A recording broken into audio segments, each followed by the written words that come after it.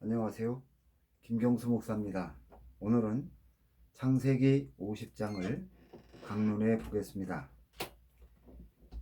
야곱이 죽자 요셉이 울며 아비 얼굴에 입을 맞추었습니다. 그리고 수종의사에게 명하여 향 재료를 야곱의 몸에 넣게 하였습니다. 여기서 향 재료는 시체의 부패를 막아주는 모략과 같은 것을 가리키며, 이것을 죽은 사람의 몸에 넣는 것은 시신을 미라로 만드는 것을 뜻합니다.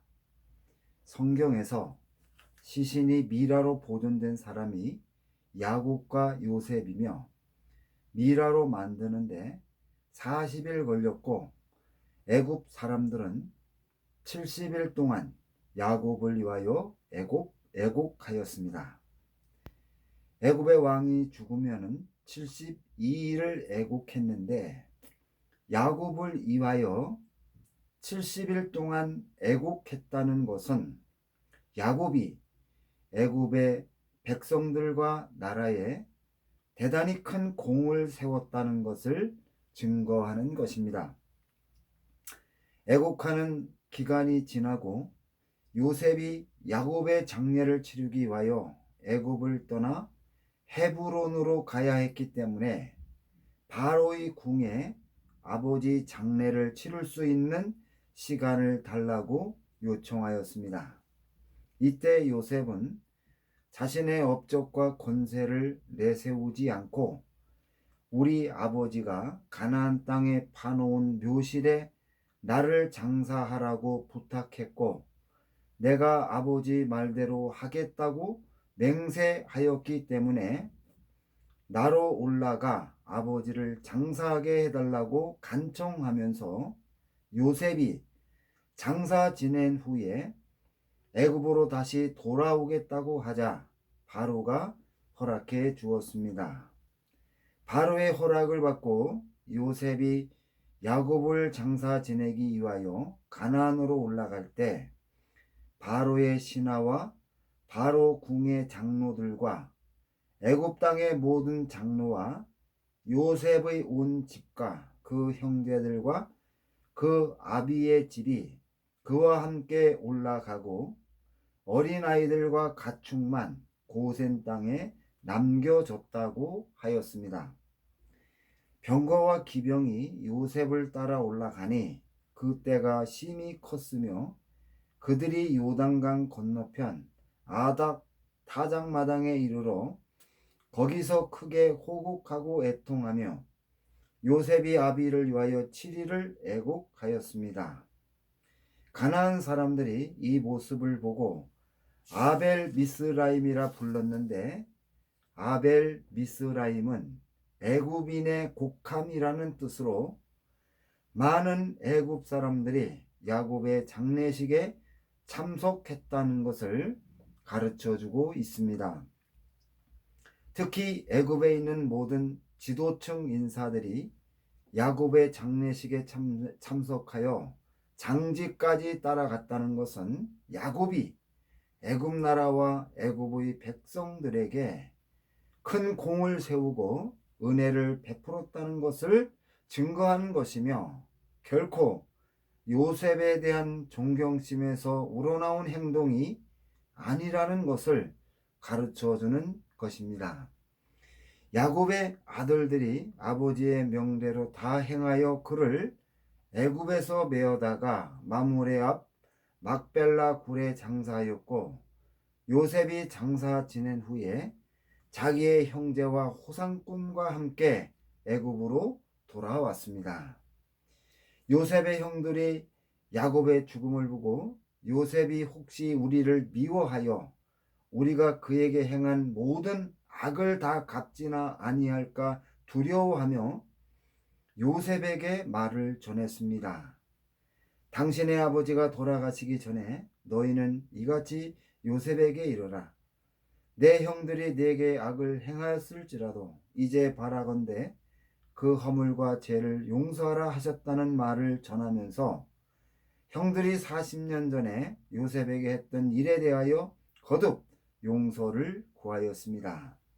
그리고 당신의 아버지 하나님의 종들의 죄를 이제 용서하소서 하는 말을 전하고 요셉 앞에 직접 찾아와 엎드려 우리는 당신의 종이니다라고 말하자 요셉이 형들의 말을 듣고 울었습니다. 요셉이 형들을 용서했음에도 요셉의 진심이 형들에게 전달되지 못해서 지금까지 두려움 속에서 살아온 형들을 안타깝게 여기고 눈물을 흘린 것입니다. 요셉이 형들에게 두려움하소서 내가 하나님을 대신하리까라고 말하면서 형들을 위로하였습니다. 하나님만이 심판하는 권한이 있으며 자신은 하나님을 대신할 수 없다고 말해서 형들의 마음을 안심시켜 주었습니다. 형들은 나를 해하려 하였으나 형들이 행한 그 일을 통하여 오히려 하나님이 선으로 바꾸어 생명을 구하게 하였다고 요셉이 말하면서 두려워하는 형들을 안심시켰습니다. 그리고 요셉의 형들을 돌봐주고 형들의 자녀를 키워주겠다고 약속하면서 간곡한 말로 형들을 위로하였고 마음속 깊은 데서 우러나오는 진심으로 형들을 감싸 주었습니다. 요셉이 110세까지 살았습니다. 에브라임 3대를 보았고 므낫세의 아들 마길의 아들들도 요셉의 수라에서 양육받았다고 하였는데 이러한 증거는 요셉이 그의 손자들을 양육하며 돌볼 때 애굽의 총리직에서 물러나 있었다는 것을 가르쳐 주는 것입니다. 그리고 요셉이 그의 형제에게 나는 죽으나 하나님이 너희를 권고하시고 너희를 이 땅에서 인도하여 내사 아브라함과 이삭과 야곱에게 맹세하신 땅에 이르게 하리라 하고 요셉이 또 이스라엘 자손에게 맹세시켜 하나님이 정령 너희를 권고하시리니 너희는 여기서 내 해골을 메고 올라가라고 당부하였습니다. 요셉이 다른 형제들보다 오래 살지 못한 것은 요셉이 총리의 직무를 감당하면서 너무나 많은 기력을 소진하였기 때문이라고 생각이 됩니다. 요셉이 죽으면서 후손들에게 가나안 땅에 대한 믿음을 심어주었고 그의 인생을 마무리했습니다. 야곱이 130세에 애굽으로 내려와서 17년을 거주하다가 147세에 죽었습니다. 야곱이 죽자 창세기 50장 1절 2절에서 요셉이 그의 아버지 얼굴에 굽으려 울며 입 맞추고 수종드는 의원에게 명하여 아버지의 몸을 향으로 처리하게 하였습니다. 본절에서 요셉이 야곱의 얼굴에 굽으려 입을 맞추었다는 것과 40일에 걸쳐서 야곱의 시신을 향으로 처리했다는 것은 아버지에 대한 존경을 표시하는 것으로 야곱이 애굽에서 요셉에게 누를 끼치지 않았다는 것을 증거하는 것입니다.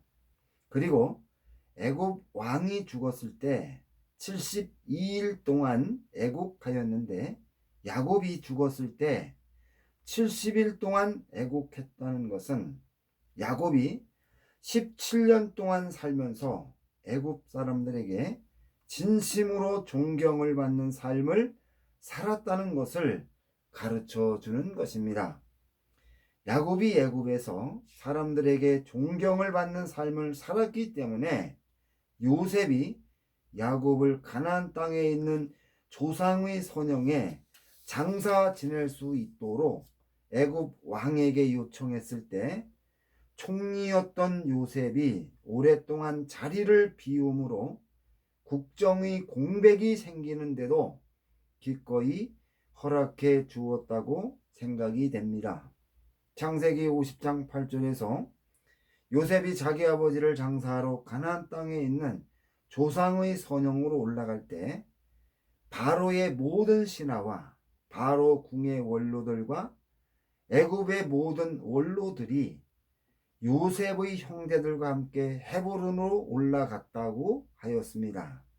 그뿐 아니라 장례를 치르기 위하여 동행한 사람들이 요단강 건너편 아닷 타작마당에 이르러 거기서 크게 울며 애통하는 모습을 보고 그 땅 거민 가나안 백성들이 이는 애굽 사람들의 큰 애통이라 하여 그 땅의 이름을 아벨 미스라임이라고 불렀다고 하였습니다. 이러한 증거는 많은 애굽 사람들이 야곱의 장례를 치르는데 함께 했으며 바로의 신하들이 많이 참석하므로 이들을 보호하기 위하여 애굽의 병거와 기병이 따라가면서 일행을 호위했다는 것을 나타내고 있습니다. 이러한 증거는 야곱이 애굽에서 지위 고하를 막론하고 모든 사람들에게 진심으로 존경을 받았다는 것을 가르쳐주고 있습니다. 애굽에서 가나안의 헤브론까지 가는데도 여러 날 걸리며 애굽에서 나이가 많은 바로 궁의 원로들과 애굽 땅의 모든 원로들이 야곱을 장사하는데 여러 날이 걸리는 것을 알고 그들의 자녀나 종들을 보내지 않고 모든 어려움을 감내하며 요셉의 형제들과 함께 야곱을 장사 지냈다는 것은 이들이 진심으로 야곱의 죽음을 애통해 했다는 것을 나타내는데 이러한 증거는 야곱이 이들에게 대단히 위대한 영향을 미쳤다는 것을 가르쳐 주는 것입니다. 야곱의 일생에서 나타난 성품은 항상 빠른 상황 판단을 통해서 얻은 정보를 바탕으로 계산적인 행동이었습니다.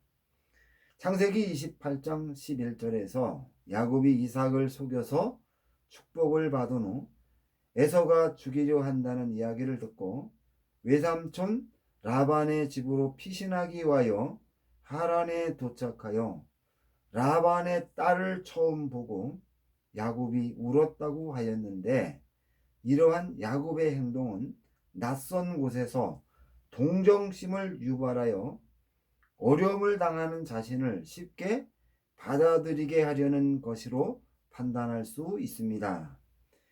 야곱이 에서를 만날 때 야곱은 자신의 가축 중에서 좋은 것을 골라서 에서에게 선물로 보낸 것은 자신을 죽이려는 에서의 마음을 풀려는 야곱의 계산적인 성격을 그대로 보여주고 있습니다. 가나안 땅에 기근이 들어서 야곱의 아들들이 애굽으로 내려가 곡식을 사올 때 야곱의 아들들은 정탐꾼으로 몰리고 시므온은 인질이 되었으며 또다시 곡식을 사오려면 막내 동생 베냐민을 데려가야 하는 상황에서 어쩔 수 없이 베냐민을 애굽에 보내서 곡식을 사와야 했을 때 야곱은 애굽의 총리와 관리들이 오해를 풀기 위하여 가나안에서 나는 특산품을 준비하여 보냈습니다. 이러한 증거는 현실의 문제를 해결하기 위하여 치밀하게 계산하는 야곱의 성격을 그대로 드러난 것이며 나이가 들어도 변하지 않았다고 하는 것을 가르쳐 주는 것입니다. 그런데 야곱의 가족들은 애굽 사람들이 신으로 섬기는 동물들을 죽여서 각을 떠 하나님께 제물로 바치고 남은 고기를 먹음으로 자신들을 부정하다고 판단하여 함께 식사도 하지 않는다는 것을 이스마엘 상인들에게 들어서 알고 있다는 현실의 그 심각성을 깨달은 것입니다. 이때 야곱의 가족은 모두 70명에 불과했으며 야곱이 기근을 피해 애굽에서 살기 시작할 때 야곱의 가족들에 대하여 가지고 있는 애굽 사람들의 편견이 야곱의 자손들의 생존을 제일 위협한다는 것을 느끼게 되었습니다. 만약에 기근이 계속되어 애굽 사람들의 감정이 날카롭고 예민해지는 상황에서 야곱의 자손들과 어떤 조그만 갈등이 생기더라도 큰 소요 사태로 확대될 수 있었고, 사건이 확대되었을 때 요셉과 자기의 모든 자손이 위기에 처할 수밖에 없었습니다. 야곱이 이 문제의 심각성을 깨닫고 해결해야 한다는 사명감을 가졌다고 판단이 됩니다. 그래서 야곱은 애굽 사람들이 히브리 사람들에 대하여 가진 편견을 없애기 위하여 혼신의 노력을 다했는데 애굽의 모든 사람들에게 덕을 끼치는 삶으로 보답했다고 판단이 됩니다. 그 결과 애굽 사람들이 진심으로 야곱을 존경하게 되었고 애굽 사람들이 히브리 사람들을 이해하게 되어서 하나님께 희생을 드리는 문제와 가축을 키우는 문제로 갈등하지 않았다고 추정이 됩니다. 애굽에서 야곱의 삶이 자손들의 생명을 구한 것입니다. 야곱이 자신의 자손을 보호하기 위하여 애굽 사람들에게 존경을 받는 삶을 살아서 자신의 아들들도 철저히 단속하였습니다. 야곱의 아들들 가운데 애굽 사람들과 갈등이 생겼을 때 자제하지 못하고 폭발할 수 있었던 아들이 시몬과 레위 그리고 베냐민이었습니다. 야곱이 죽으면서 이들이 범했던 과거의 잘못을 심판하고 냉혹하게 저주한 것은 시몬과 레위가 젊어서 했던 일을 기억하면서 살게 하려 했다는 것을 가르쳐주는 것이며, 특별히 베냐민의 성품을 언급했다고 추정이 됩니다. 야곱이 시몬과 레위를 축복한 내용에는 희망도 없고 과거의 행동에 대한 정죄의 성격이 강하지만 혈기를 주체하지 못하는 젊었을 때 행동을 다시 해서는 안 된다는 것을 강하게 교훈한 것이며, 야곱의 자손을 구하려는 깊은 배려가 담겨 있는 것입니다. 야곱의 12아들의 업적을 살펴보겠습니다. 요한계시록 21장 10절부터 14절까지 해서 성령으로 나를 데리고 크고 높은 산으로 올라가 하나님께로부터 하늘에서 내려오는 거룩한 성 예루살렘을 보이니 하나님의 영광이 있어 그 성의 빛이 지극히 귀한 보석 같고 벽옥과 수정같이 맑더라. 크고 높은 성곽이 있고 12문이 있는데 문에 12천사가 있고 그 문들 위에 이름을 썼으니 이스라엘 자손 12지파의 이름들이라. 동쪽의 세 문, 북쪽의 세 문, 남쪽의 세 문, 서쪽의 세 문이니 그 성의 성곽에는 12기초석이 있고 그 위에는 어린 양의 12사도의 12이름이 있더라고 하였습니다.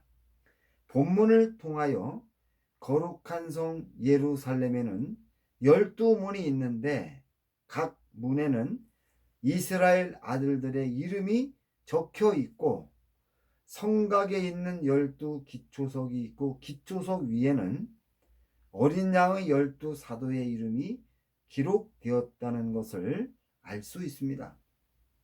이스라엘의 12아들들의 이름이 기록된 위치와 어린 양의 12사도의 이름이 기록된 위치가 다르지만 12사도와 이스라엘 12아들들의 행적이 비슷하기 때문에 그들의 이름이 영광스러운 자리에 영원히 기록된 것이라고 판단이 됩니다. 그런데 이스라엘의 12아들이 애굽에서 어떻게 살았는지 성경에 기록되지 않았지만 어린 양의 12사도의 행적이 성경에 소상하게 기록하였기 때문에 이스라엘 12아들들의 업적도 어린 양의 12사도의 행적과 같다고 추정할 수 있다는 것입니다. 마태복음 28장 19절 20절에서 예수님이 부활하 승천하면서 너희는 가서 모든 족속을 제자로 삼아 아버지와 아들과 성령의 이름으로 세례를 베풀고 내가 너희에게 분부한 모든 것을 가르쳐 지키게 하라고 명령하셨으며 사도행전 1장 8절에서 오직 성령이 너희에게 임하시면 너희가 권능을 받고 예루살렘과 온 유대와 사마리아 땅끝까지 이르러 내 증인이 되리라고 하셨습니다. 오순절에 성령이 강림한 후에 사도들이 변화를 받고 예수님의 말씀을 순종하여 이방 나라와 민족에게 복음을 전하였고 교회를 세웠습니다. 그리고 12사도들의 헌신으로 말씀 위에 세워진 교회가 성장하여 큰 환란이 와도 교회가 쓰러지지 않고 지금까지 번창해 왔습니다. 어린 양의 12사도들이 이방 교회의 어머니와 같은 역할을 하였습니다. 이스라엘의 12아들도 12사도와 같은 역할을 하였을 것이라고 판단이 됩니다. 애국과 가나안 땅에 심한 기근이 들었기 때문에 이스라엘과 그의 가족들은 애굽 왕 바로의 허락을 받아 애굽으로 내려가 살게 되었습니다.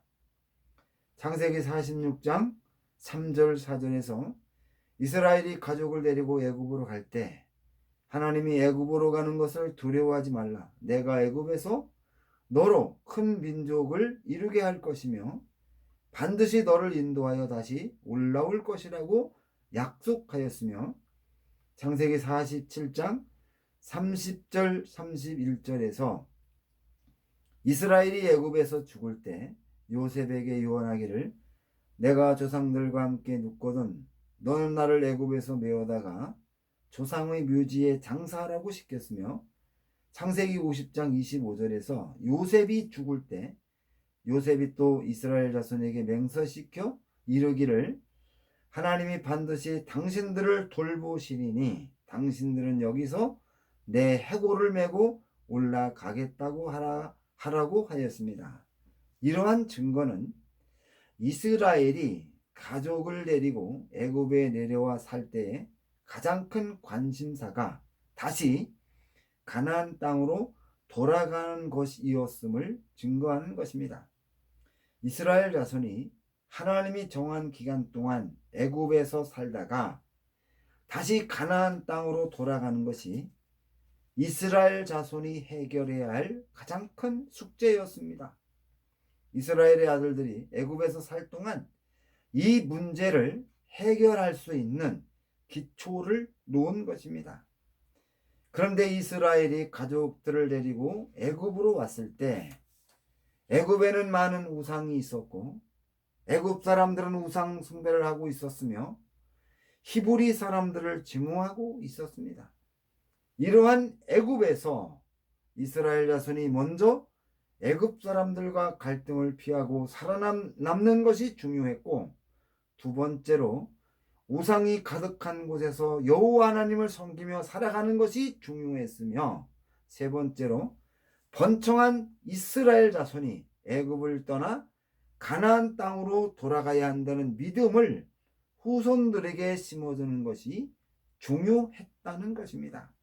만약에 가나안 땅으로 돌아가려는 믿음이 없다면 이스라엘 자손이 애굽 사람이 되는 것은 시간 문제였을 것입니다.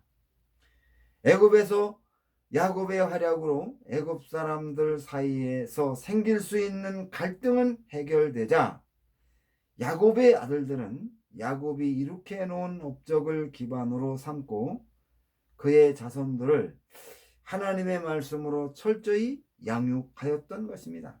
그 결과 이스라엘 자손이 애굽에서 살면서 우리는 가나안 땅으로 돌아가야 한다는 믿음을 가지고 살아갈 수 있었던 것입니다. 이스라엘의 아들들이 철저히 가르쳤기 때문에 후에 80년 동안 바로의 핍박 속에서도 믿음을 지킬 수 있었고 출애굽하여 가나안으로 출발할 수 있었던 것입니다. 이스라엘 아들들이 애굽에 있는 하나님의 교회가 쓰러지지 않도록 어머니 역할을 하였던 것입니다. 이스라엘의 아들들이 크게 번창하여 민족을 이룬 이스라엘 자손들이 애굽을 떠나 가나안 땅으로 돌아오게 하였기 때문에 그 이름이 거룩한 성 예루살렘의 12문에 기록된 것으로 판단이 됩니다. 이러한 역사를 우리도 기억을 하면서 참으로 우리도 후손들을 생각하는 그러한 놀라운 역사가 있기를 바랍니다. 이렇게 해서 오늘 강론을 모두 마치겠습니다. 이 강론을 통해서 하나님을 아는 지식이 더하고 성경을 이해하는 깊이가 더하여서 참으로 하나님께서 우리에게 어떠한 일을 맡기든지 잘 감당하는 역사가 있기를 주님의 이름으로 부탁을 드리겠습니다. 감사합니다.